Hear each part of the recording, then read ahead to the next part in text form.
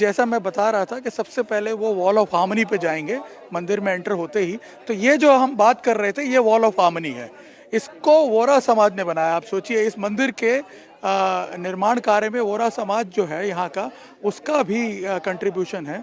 और ये 3D printed wall है, पहली बार आपने देखा होगा इतनी लंबी 3D प्रिंटेड वॉल है जिसके 25 लेयर्स हैं।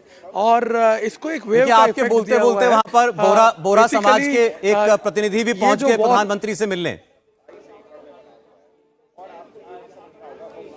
जी बिल्कुल, क्योंकि उनका बड़ा महत्वपूर्ण योगदान है। और आप देखिए कितना मेटिकुलसली इस वॉल को डिज़ाइन किया हुआ है, जिसमें विश्व के वो तमाम आइकॉन्स, चाहे वो स्टैच्यू ऑफ यूनिटी हो, स्टैच्यू ऑफ लिबर्टी हो, उन सब की प्रतिमाएं जो हैं वो भी अंकित की हुई हैं, जो सहअस्तित्व का मैसेज दे रही हैं, जो एकता का मैसेज दे रही हैं, जो टॉलरेंस का मैसेज दे रही हैं पूरे विश्व को। इसके साथ साथ जो हार्मनी वर्ड है, सामंजस्य जो है वर्ड, उसको अलग अलग लैंग्वेज में, विश्व की 30 भाषाओं में यहाँ पे अंकित किया हुआ है। और जैसे ही कोई घुसता है तो ये भाषा ये जो वॉल है, ये इसी प्रकार से विश्व बंधुत्व का जो मैसेज है वो भी दे रही है। क्योंकि ऊपर अगर आप देखें तो लिखा हुआ है वसुधैव कुटुंबकम। और ये मंदिर जो है सौरभ, ये इसका सबसे बड़ा रिफ्लेक्शन है, क्योंकि अभी आज इसको डेडिकेट किया जा रहा है, लेकिन इससे पहले 2 अलग अलग चरणों में पूरे विश्व के करीब 78 डिप्लोमेट्स जो हैं वो यहाँ पे विजिट कर चुके हैं,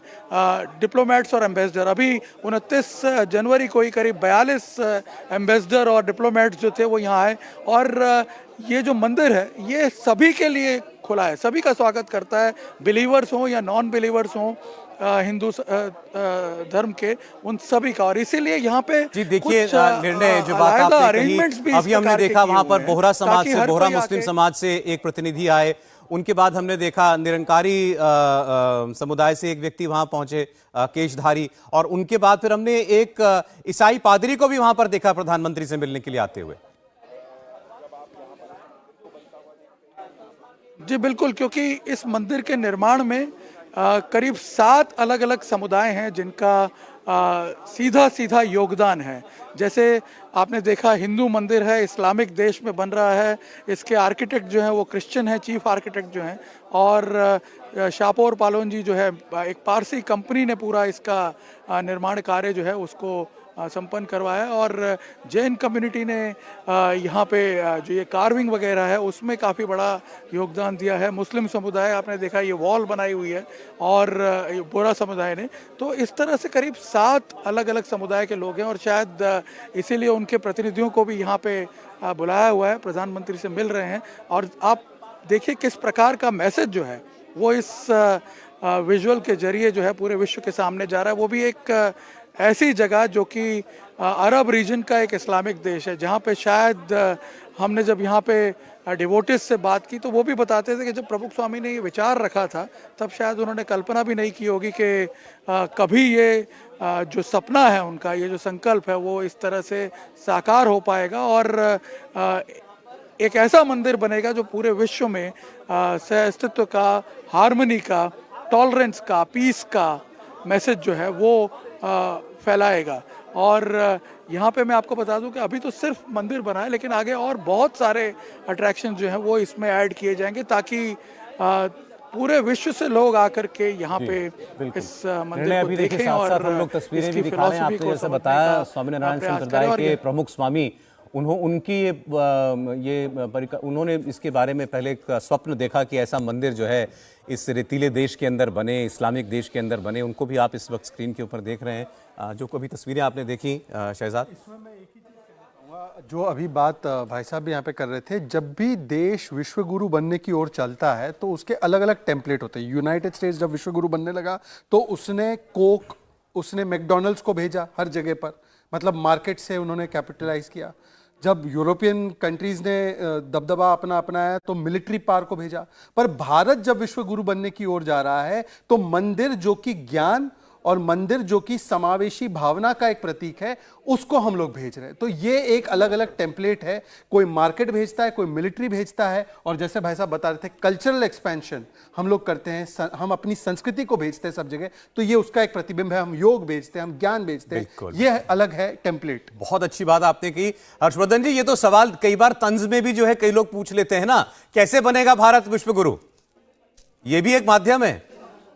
देखिए सौरभ जी, भारत विश्वगुरु ऐसे बनेगा जब दुनिया के किसी भी हिस्से में खड़ा हुआ भारतीय भारत के प्रतीक के तौर पर वहां दिखाई देगा। और ये हम लोग बहुत गर्व के साथ कह सकते हैं, दुनिया के किसी भी हिस्से में भारतीयों की प्रतिष्ठा ही इसीलिए है कि जिस देश में जाते हैं, जिस भूमि पर जाते हैं, वो अपनी संस्कृति और संस्कार के साथ वहां को भी आत्मसात कर लेते हैं।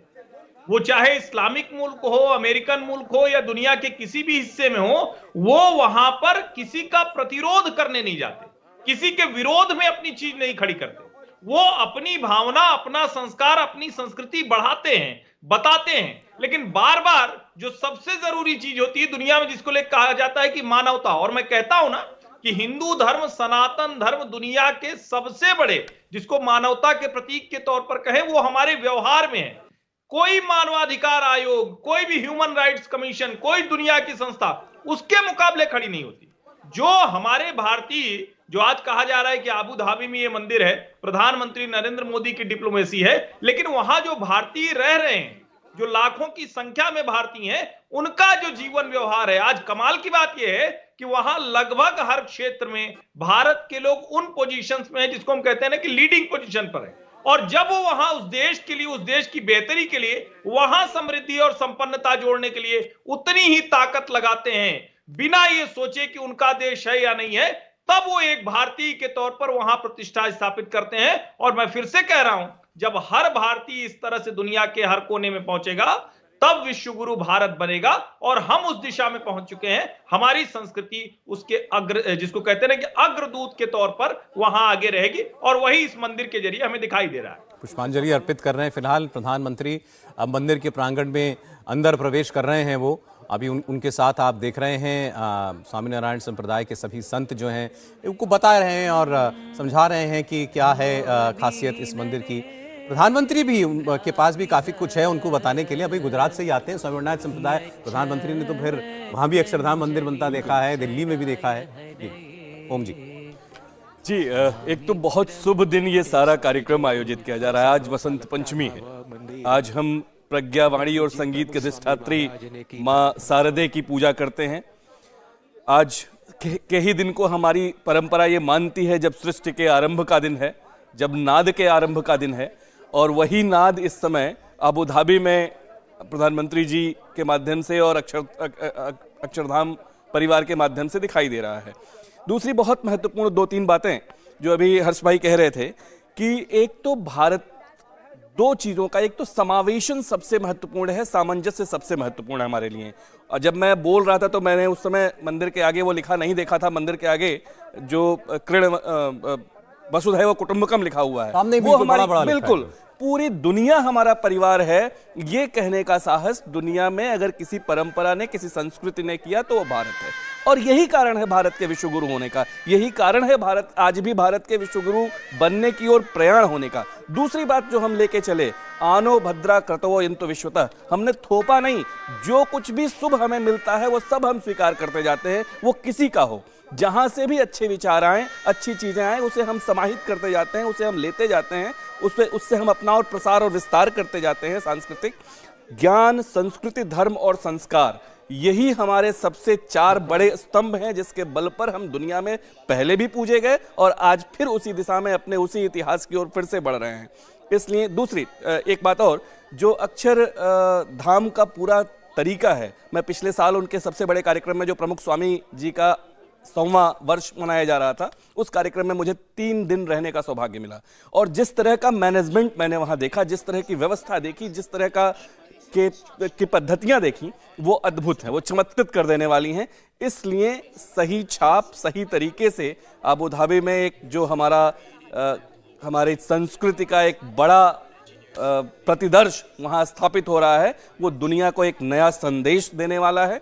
वो दुनिया को ये बहुत चिल्लाकर, चीखकर बताने वाला है कि भारत अपने सांस्कृतिक गुणों के बल पर, उस अवयवों के बल पर जो मानवता के गुण हैं, जो दया, क्षमा, करुणा, जो मानवीय गुण हैं, उनके बल पर पहले भी विश्वगुरु रहा है और अब फिर हमने तलवार लेकर कभी प्रसार नहीं किया है सौरभ जी। भारत जब भी दुनिया में गया तो अपने इन्हीं गुणों, अपने इसी ज्ञान परंपरा को लेकर गया, अपने संस्कार, अपनी संस्कृति, अपने धर्म, अपने अध्यात्म को लेकर गया, अपने दर्शन, अपनी वैचारिकी को लेकर गया। और वो वैचारिकी मानवता की थी, वो वैचारिकी दया, क्षमा, करुणा की थी, उसी को लेकर हम बढ़े और आज फिर उसी को। एक चीज याद आ रहा है कि प्रधानमंत्री ने कुछ दिन पहले कहा था काल चक्र कैसे बदलता है। एक चीज नोट कीजिए, 500 वर्ष पहले एक इस्लामिक आक्रांता ने आकर अयोध्या में राम मंदिर को ध्वस्त किया और उस जन्मभूमि, जो राम जी की जन्मभूमि थी, उस पर एक आक्रांता का प्रतीक स्थापित किया। आज जब वो प्रतीक हटकर वहां पर राम मंदिर की प्राण प्रतिष्ठा हुई है, उसी समय पर प्राण प्रतिष्ठा इस्लामिक मुल्क में एक मंदिर की हो रही है।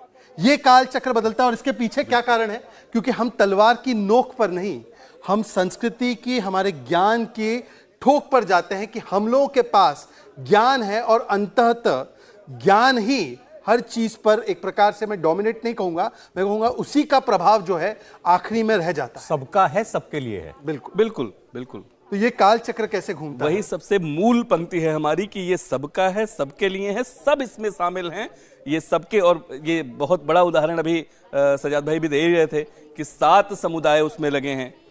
मुस्लिम देश में बन रहा है, मुस्लिम व्यक्ति उसकी जमीन दे रहे हैं, हिंदू संस्था उसको बना रही है, क्रिश्चियन उसको मुख्य आर्किटेक्ट हैं उसके, पारसी कंपनी उसमें शामिल है, लोग श्रमदान करने का। और बहुत महत्वपूर्ण बात है कि उसको लेके जब आप खबरें देखिए तो बहुत बड़ी संख्या में लोगों ने श्रमदान किया है। बड़ी ओम जी, बहुत अद्भुत प्रेजेंटेशन जो है वहां प्रधानमंत्री को दी जा रही थी, मतलब एक बड़ा डिफरेंट तरीका मुझे लगा।